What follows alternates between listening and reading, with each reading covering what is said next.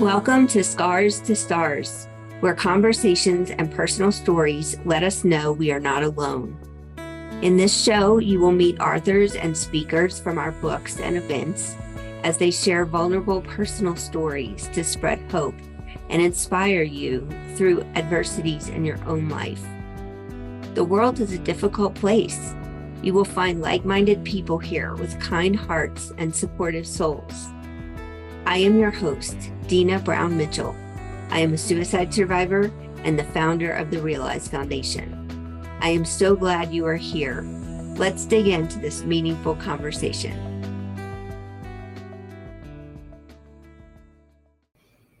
Hi, everybody. It's Dina at the Realize Foundation, and I have another story for you with a very special guest, Dr. Patricia, and I want to tell you a little bit about her. It says her journey began with complexity. As a child of divorced parents, she learned early what it meant to navigate two very different worlds, one of financial stability and one of struggle.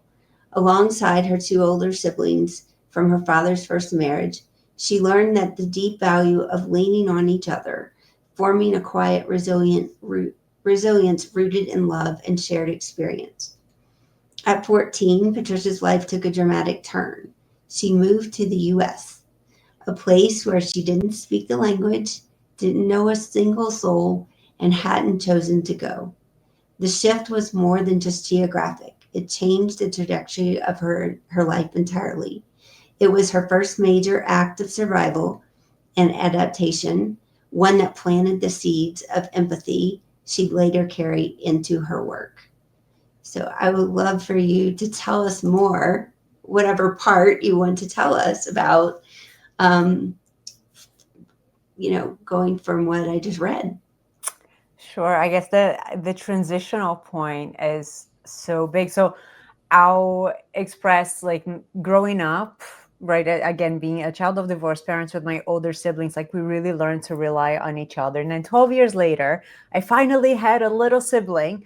And then 2 years after that, I moved here, which was really frustrating because I always wanted to be able to have that, like, was always the youngest of everyone. I adore him, but it's interesting because I focus so much on communication. The name of my firm is Advocate to Create. And I think one of the hardships of moving here was I lost my voice. I remember going to high school. We got here in January of 2001. So the Brazilian academic year is a regular calendar year, right? From January to December. But here it's not. So I arrived in the middle of the academic year. So I went to Allison Academy, was the name of the school. Didn't speak English, and it felt like I was an alien. Like I couldn't communicate with anyone. No one communicated with me, and I was very extroverted, like always kind of loud and all of that.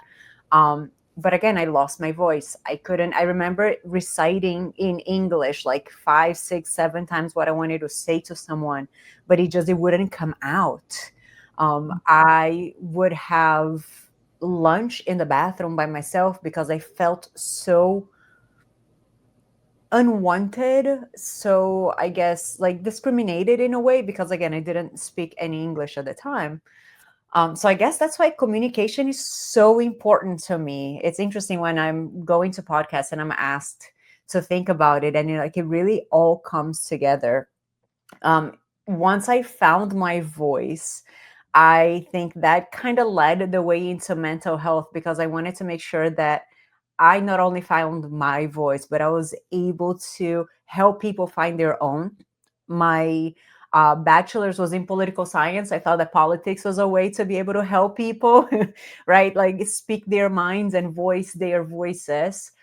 And it ended up just taking me into the mental health field where I get to do that with people in a direct basis when I'm speaking directly with my clients and helping them find their voices and advocate for themselves, whatever that means. Or being able to do like trainings and consultations, either with professionals to give that platform to the community or directly to individuals. So yeah, I guess that's a little bit about me growing up. Yeah. So I know you said I know you said you've been working with 988, right? With what? Oh, yes, with the 1-800 suicide. When I first, yeah, 988 came Mhm. many years later. But when I was doing my practicum and internship, I did in the 1-800 suicide, and that was my first job out of my master's, which is quite a humbling experience. Mhm. I would love to hear more about that. So at the 1-800 suicide, the interesting thing was a lot of people who would call. Now, some people would say when we would ask, how come you called? They're like, it was my last thing to do, right? And sometimes when we are in that space where everything seems just dark, right? The analogy that I do is like if you put your hand here, you can't really see anything. When people are calling us, your hand is here, there's nothing out there. So when we are on the phone with someone, it's helping them to do this, right? It's funny, I was just having this conversation with a previous client. We when you're working, especially at the 1-800 suicide or speaking with anyone having thoughts of suicide, some people will have the tendency of thinking about, well, what do you have to live for? If my cup is full, me pouring what I need to live for is just going to cause an overflow.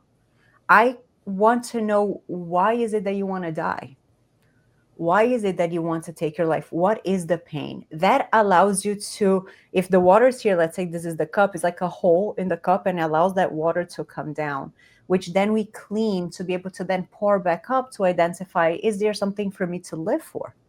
Usually the things that I want to die for end up being the things that I want to live for. But it's our tendency to want to save people, and sometimes all we want is to be heard. The platform that you've created, right, is to give a voice for people to speak up, because most people think that we're alone when we're talking about suicidal ideation. Not everybody who has depression has suicidal ideation, and not everybody who has suicidal ideation has depression. There is a correlation. But one thing that I've noticed is, and we find in research, is the feeling of I'm alone, that isolation. I usually say I'll describe depression in two different ways. One is that it's an invisible 500-pound blanket that's on top of us. And everything that we do, we have to walk around with this extra 500-pound blanket. So it's so heavy, it takes so much effort, and it looks like everybody else is doing things effortlessly. So, Mhm. of course, no one understands what I'm going through.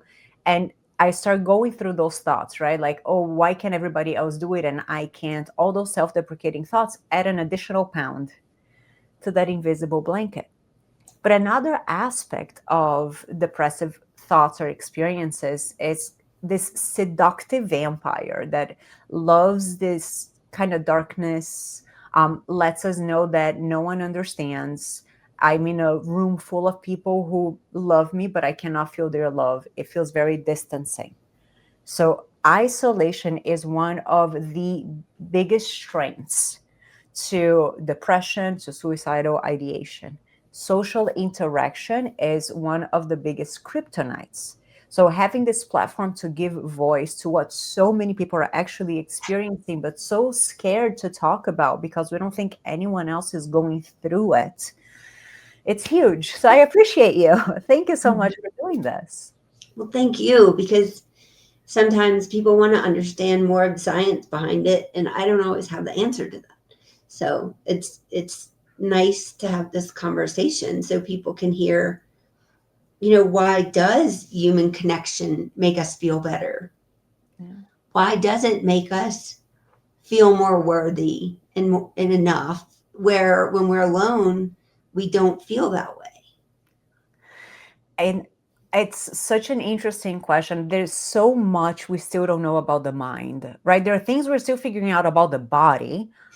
Oh my God, the mind is like the universe that is within this vessel that's our body, and they are intertwined.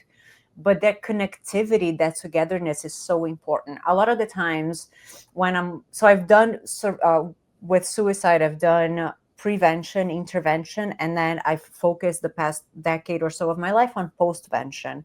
And we often talk about survivors of suicide loss groups. And a lot of people ask me, like, why? Why do I want to hear about the pain of somebody else? There's something to be said about normalization.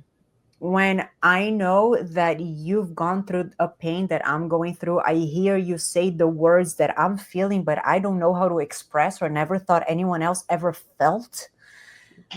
There's this connection that we feel because we understand, and not everybody does. So the way that I've described it, especially in survivors of suicide loss groups, that I think it's such a beautiful space.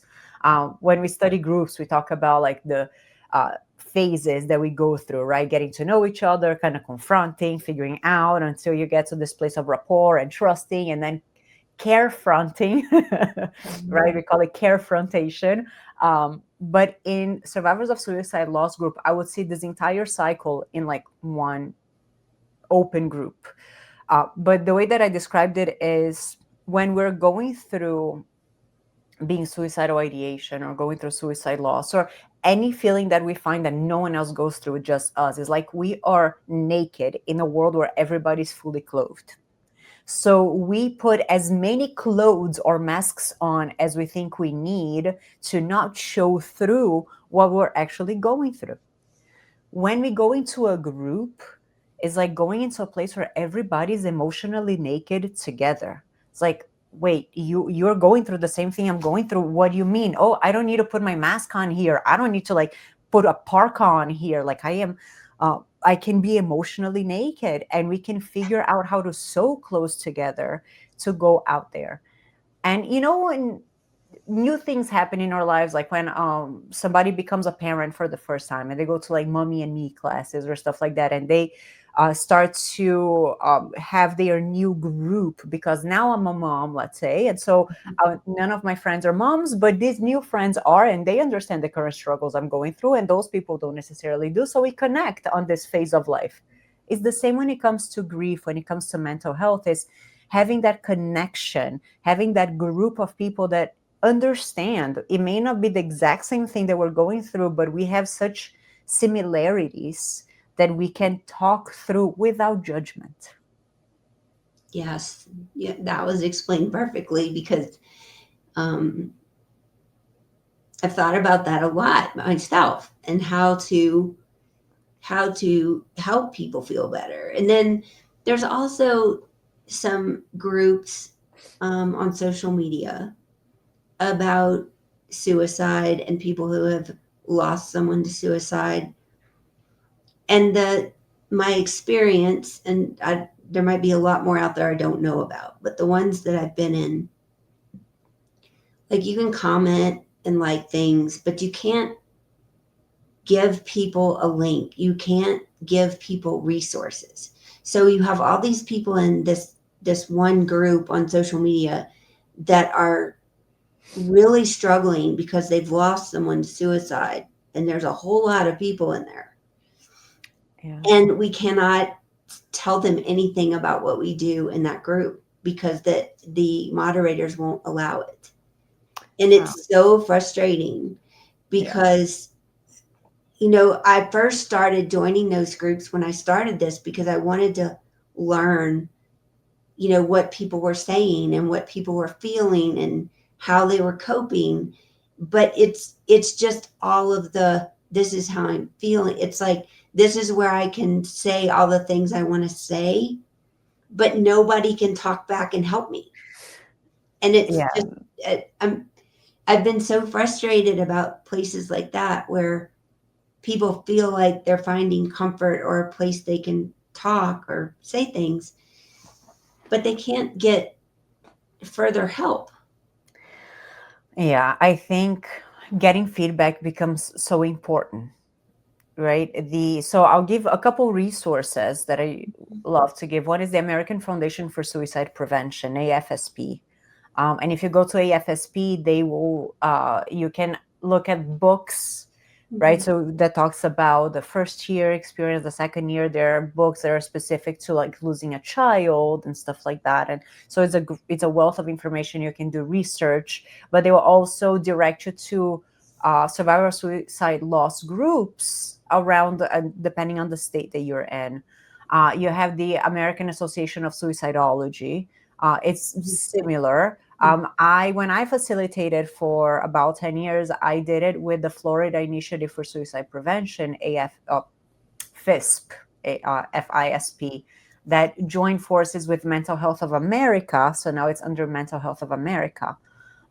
Here we have in Florida the LOSS team under the Mental Health of America, but there are so many different resources Mhm. that are out there. So to be able to have that, I think it's so imperative. Now, one of the things that I can share is when we are studying, right, in mental health, it's at least my experience. Now, mind you, I did my master's in 2012, so it's been a minute. And hopefully there has been more to it. I know whenever I teach, I want to make sure that I do a big dive when I talk about grief and Mhm. differentiating between sanctioned uh, cause of death from what we call disenfranchised grief. Dr. Doka is the one who coined that, right? The ones that are not sanctioned by society versus what we call uncomplicated grief from complicated grief. So I do want to make sure that I cover it all, but not many times like grief is maybe part of a chapter, but not necessarily like a full-blown course. And there's such a variety to it, and the reason I'm bringing that up is when you're talking about like the people monitoring it, some people are professionals, some people are not. And when you're dealing with grief, it's important to find somebody who specializes in that, right? There are things that I specialize in. So grief absolutely is my area of specialization. Communication, working with couples, anxiety, composing immigration, clinical evaluations for immigration purposes are my areas of competency.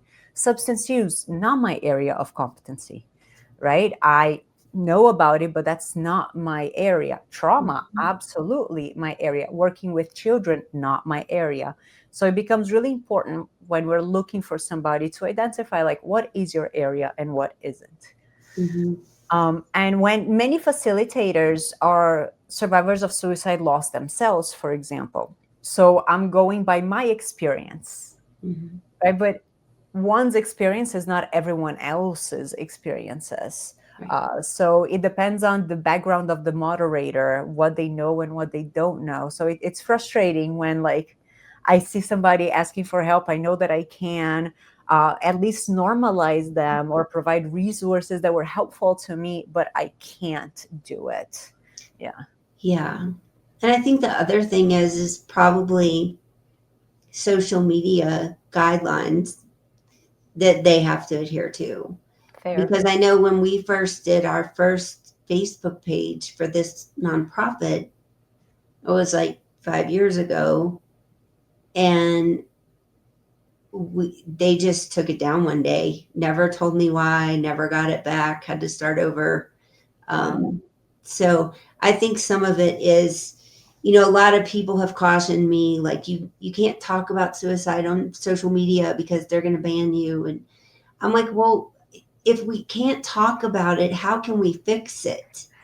And That, if we yeah, can't, talk, I mean, the people who are hurting are on social media. I mean, they're everywhere. They're everywhere. But there's a lot of people on social media that are hurting and they need help and they don't know necessarily who to reach out to. Probably a lot of them don't feel like there's someone in their life they can talk to. And so yeah. that's the whole purpose that we exist. So how so sometimes we feel like we have handcuffs because we can't, like you're saying, you can't give resources or tell people things. And it's like we can't, there's certain parts of society who don't want us to talk about it.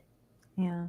There is this fear of that chain effect, right? Because there has been something that we've observed. But when we make something secret, I think is when we kind of want to know more and we don't necessarily go through the best places to know it, right? So to be able to um, desensitize, I guess, ourselves to this topic and be able to converse about suicide. Like whenever I talk with my clients, and the first thing that we do when I first meet with a client is go over confidentiality.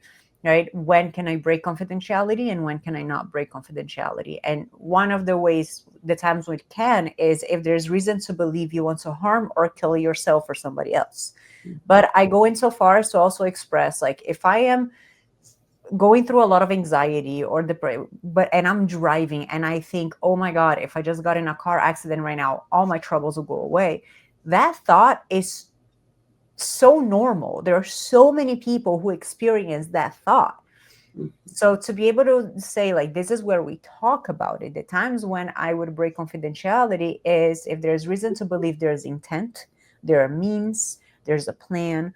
But when there are the thoughts, that's when we talk, because they accumulate if we don't vent it out, if we don't have the conversation, right? Going back to that idea from my being in full darkness, to be able to come out of it is being able to talk about it. I also differentiate between thoughts of death and thoughts of suicide, right? Thoughts of death is without the urge or desire to take my life, but thinking I'm exhausted. The word exhausted leads us to ask a question, right? Like, what are you exhausted from? Uh, but is I just wish this, like, I didn't have to deal with things. One is a passive thought of, if I die, I wouldn't have to deal with trouble. There's then the intentionality of the suicide of wanting to take my life, right? Both are related to death, but we don't talk about it. So if I'm having thoughts of death, again, I'm not going to talk about it because we don't talk about death. And I think it's such an important, it's part of life. Death is part of life. I think it would be so important for us to be able to talk about it. Holding on or suppressing my suicidal ideation does not help with suicide prevention, right? Instead, it makes me feel like what I'm thinking and feeling is so wrong and so judged that how dare I must not be normal. As opposed to realizing, oh my God, so many people go through this. And again, it's poking that hole on that cup so the water can come down, so then we can refill it. Yeah, that's a good point. Hi there, it's Dina. If you like our podcast and you're enjoying learning about other people's stories of overcoming adversity, please go over to therealizefoundation.org and support us by donating. We believe that conversations, community, and personal story can change lives and reduce suicide ideation. And we also have a way, if you have a business, you can support us without money out of your pocket. So go on over to realizefoundation.org and look at the donate page, and you can learn how to support us as a business, and also you can donate any amount. Thank you so much. I think for some people, it's that they don't want to talk about it, or they don't want to speak up. But I think sometimes it's deeper than that, because especially for like men and veterans and people who are seen in their environment as the strong person, it could be women too. Because somebody said to me recently, like, we were talking about just reach out and check on your friends, check on the people you care for, ask them how they're doing, those kind of things. And they're like, well, I don't need to check on my strong friends. And I'm like, actually, those are the exact people you need to check on, because they're the ones who are not going to tell you what is going on. And I'm one of those people. So it just made me think, like, the people who appear the strongest to us may need the most help. Yeah. They have the best masks. Yeah. There you go. But it's true. There was this one call on the 1-800-SUICIDE. I remember this person called and said that her niece had taken her life, and she was very upset. She's like, why didn't she come to me? I really wish that she had come to me. I would have understood. I have thoughts of suicide. I'm struggling. And in the conversation, I asked, well, have you told your sister, right, Denise's daughter? And she said, no, I don't want to burden her. And I'm like, yeah, we have this thing about burdening. Like your niece, they don't want to burden you. I don't want to burden my. I rather be burdened than not have you. Yeah, but we are so scared sometimes of that, and that's why. So I'm gonna take it to the IAP. I point to my book because that's what, like, the Yeah. intention, action, perception is what the book is about. Sometimes being able to create code words with people, because it may be really difficult for me to let somebody know how I'm feeling or what's going on. But Mhm. if I'm able to have a code word with you, that me and the science behind code words from the intention action perception model is that every code word must have a meaning, instructions for all parties involved, and can only be used when warranted, right? So if my code word with you is, I don't know, banana, banana means I need help, but I'm a person who never calls for help. The instructions behind it is, no matter what, if you say I need help, I will call you or drive to you, right? That's the instruction. So I don't need to say the words I need help. All I need to tell the person that I've co-created the code word with is banana. The person, it knows exactly what that means and is able to go there. So be able to have your safe. Who is the person that you feel the most safe with? I remember this family that I was they were coming to the group. It was actually one individual that specifically coming to the group, but was talking about the family and how their cultural background, they don't really talk about emotions, and we were talking about cold words. And I loved how she implemented it. They made in the family group. She identified with the little heart emoji. Each heart was a different color, and each color meant something different. If somebody had put like a blue heart, it meant, oh, being melancholic, if anybody wants to share a story. If somebody had put, I don't remember, I think it was like a purple heart, is call me, right? So, but each one represented something. I don't need to tell you what it is. We all know what it means because it is our code word. It can be so helpful, um, because again, it's an easier way to try to communicate something that I don't know how to even start to verbalize. Yeah. Yeah. I could definitely relate to that. Because after when I decided that God was asking me to speak up about this, 5 years ago, I didn't know what to say, and I had to talk to people close to me to even explain what had happened so many years before. And it's hard. And I called some of my closest friends that probably didn't even know the whole story, but knew something was wrong, to Yeah. ask them what they remembered about that time, because I remember probably a span of 15 minutes, like it was like 5 minutes ago. And then everything around that month, I couldn't remember hardly anything. And so it was really, it was really interesting to call some of my really close friends that I'd been with around that time and hear their perspective of what happened. Okay. And also to talk to my family, Yeah. and they knew something happened, but they didn't know anything and we never talked about it. So I say all that just to encourage people to talk to each other, because it's so important. Yeah. It really is.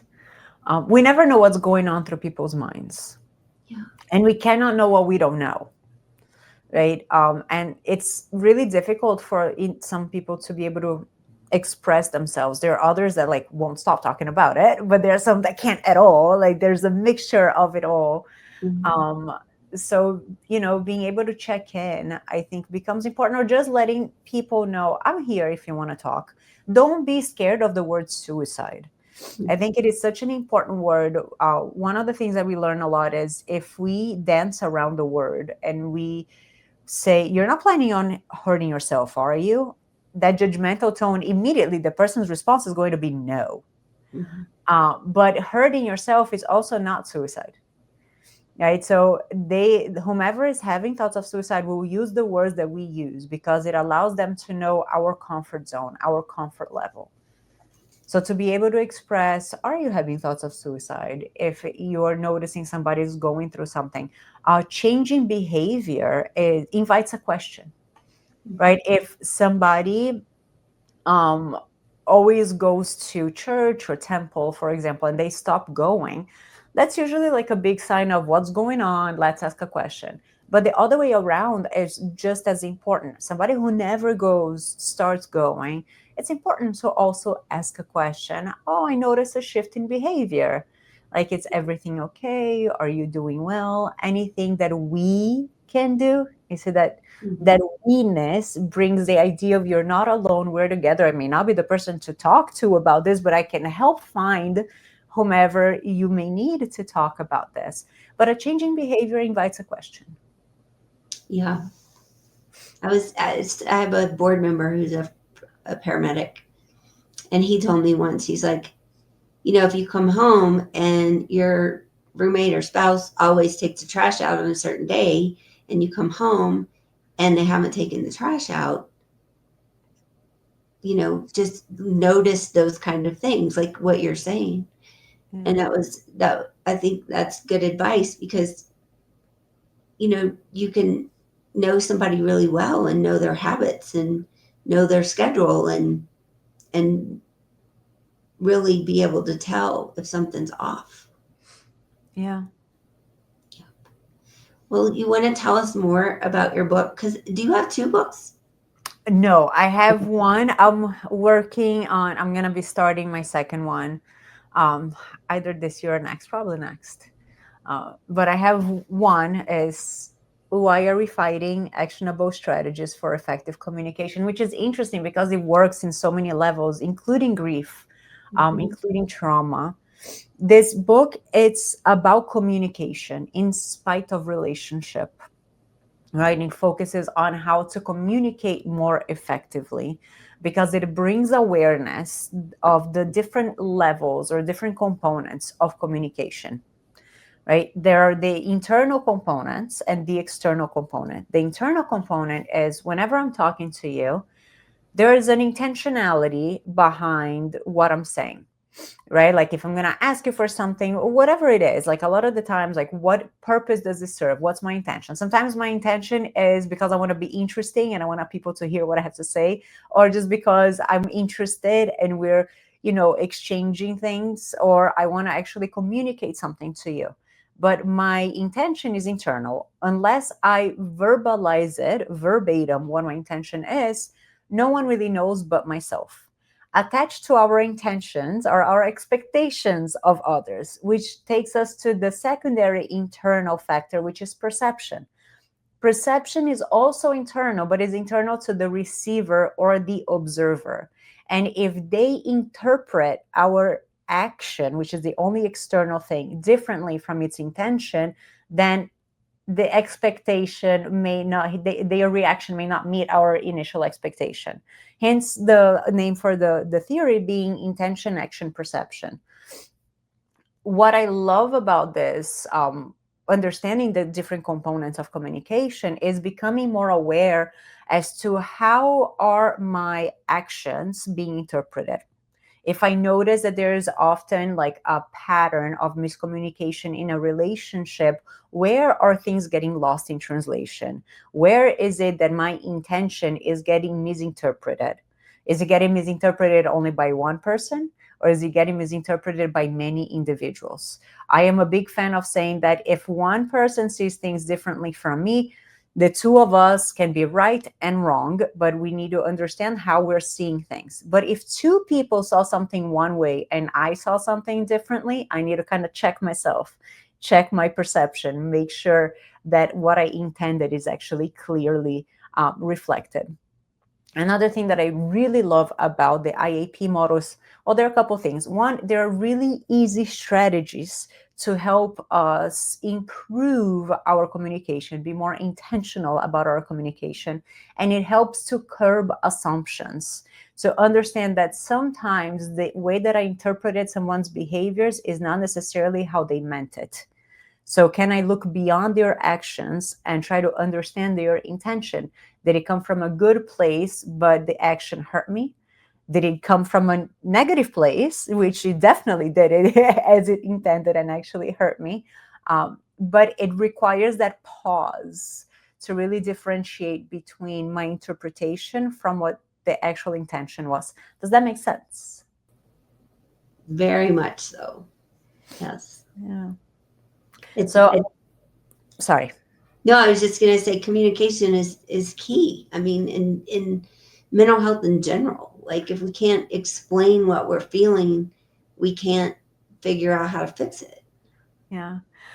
When I think of grief and the IAP, I go back to when I was young and I was at my grandparents' like funeral. I would often see people console each other by saying, "Don't cry," right? It was like the hand on the shoulder, like, "Don't cry."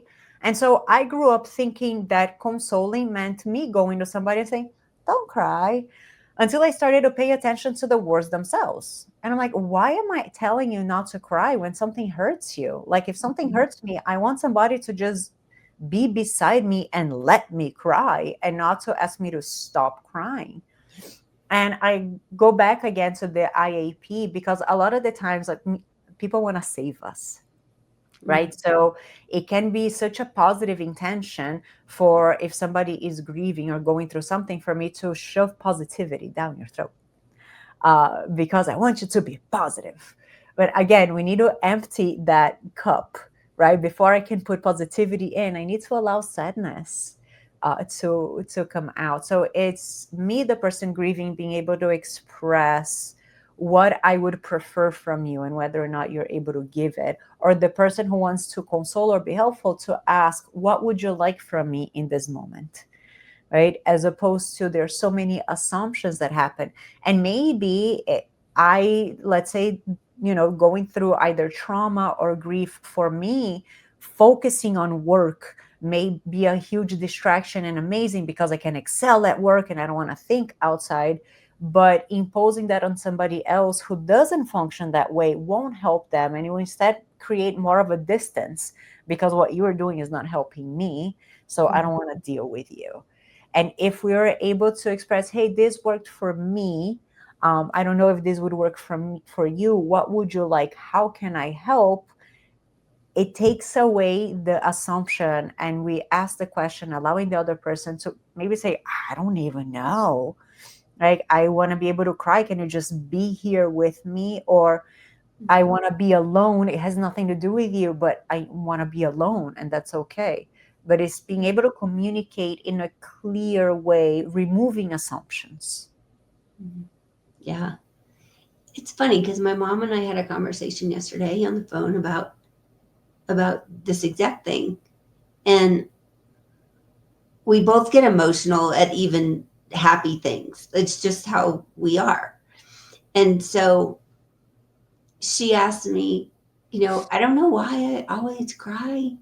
And I said, well, you just have to think about it as tears relieve stress. That's how I look at it. Because it's like if I get to a point where I'm crying over nothing, then I'm stressed. And I need to just go let myself cry. And then Yeah. I feel better. My eyes might be swollen, but I feel better. I agree so much. It really is a release. A lot of people, well, when I ask like how do you feel after you cry, is a little bit of a relief. Some people will see tears as a weakness, and I don't. It is a physiological release. Like when somebody tickles you, you laugh. It's not funny, but we laugh, right? It's a symptom. It's a way to release what we are feeling. When we are going through an emotional space, it's gonna come out somehow. There's this great book called "Our Body Keeps the Score" or "The Body Mhm. Keeps the Score," I have that. but it will come out through tears. It will come out through diarrhea. It will come out through vomiting. It will come out somehow. If it stays in, it gets stuck and we get contracted and everything becomes so much more difficult.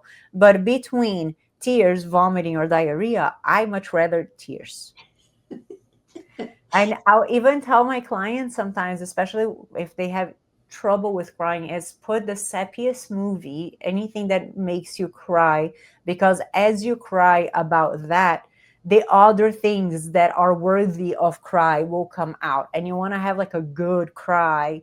Allow yourself to have that space. If you're going through grief, it can be like a daily thing or a weekly thing, but to just release. Mm-hmm. Funny. Yes, we were watching A Star Is Born last night, the new one with Lady Gaga and Riley Cooper, and of course I was crying, and my husband's like, "What's the matter?" I'm like, "Nothing." It's just, I don't know if it's stress or the movie or both, but I'm just crying. It's okay. Yeah, I'll share with you. So this was when I was starting the PhD program, middle of it. I want to say it was maybe 2013. I was facilitating the survivors of suicide loss group. I was, a new therapist, and there were a lot of different stories that I would hear. And so I thought that, as a good therapist, I should put a wall to not have vicarious trauma. Well, walls don't really differentiate between personal life and emotional and your professional life. And part of using a wall is using numbness to creating difference.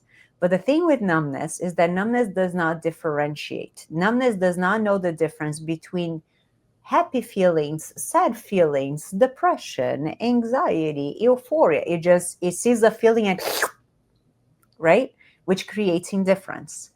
And I became very indifferent. Now, I am an emotional person, but I was not shedding a tear for anything. I was with, he was my boyfriend at the time, but my current husband. And I started noticing that numbness was really impacting my life when I was indifferent about our relationship. Right. And he put like this video of like fathers going with their children with disability on marathons, not one tear. I started to get really frustrated. I understood that I needed to honor my numbness, where it's coming from, and all of that.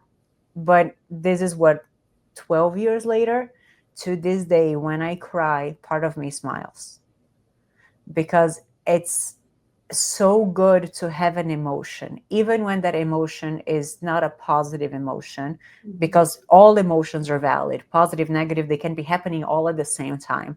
But to be able to have them makes me feel, period. It makes me feel. And so even at my saddest, parts of me smile because I'm able to have it. That's beautiful. I like that. Yeah.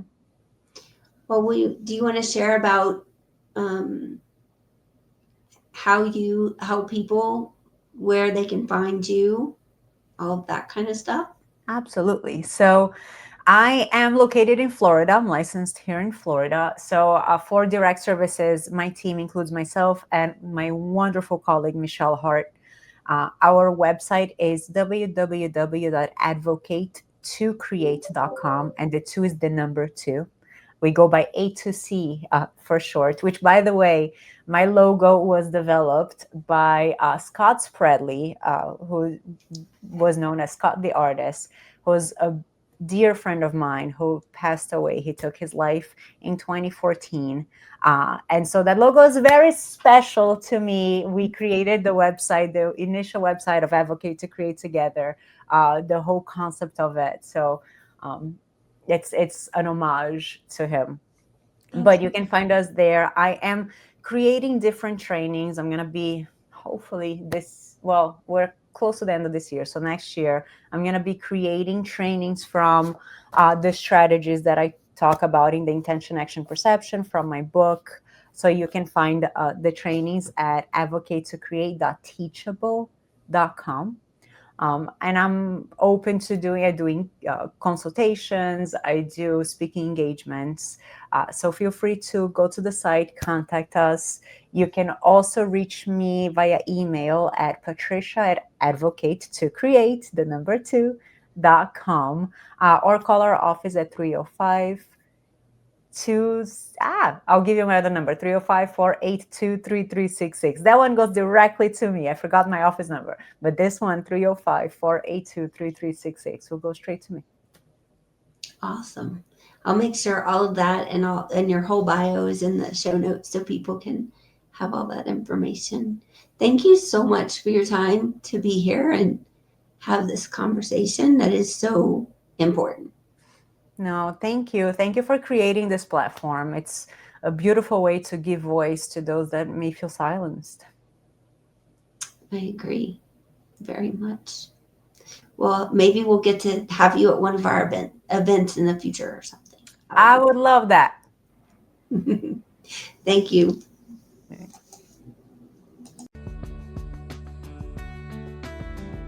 I'm so happy you joined us for this conversation. My wish is that you found comfort and hope in your own unique situation. If you resonated with our message, please head over to therealizefoundation.org, where you can apply to write your own story in one of our books. You can also download our 60 Ideas for Self-Care on the resources page. I can't wait to hear from you. Until next time, you are not alone, you are worthy, and you are enough.